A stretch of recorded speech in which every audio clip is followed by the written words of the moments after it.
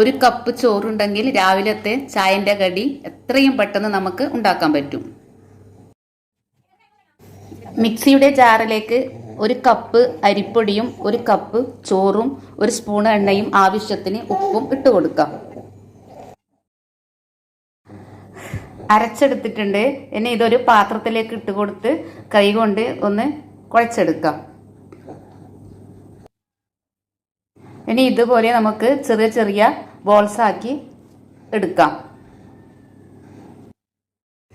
ഇനി ചൂടായ എണ്ണയിലേക്ക് പരത്തി ഇട്ട് കൊടുക്കാം.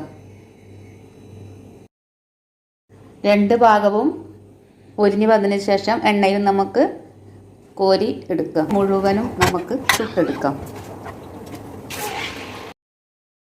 അങ്ങനെ എളുപ്പത്തിൽ ഉണ്ടാക്കാൻ പറ്റിയ ചായൻ്റെ കടി റെഡി.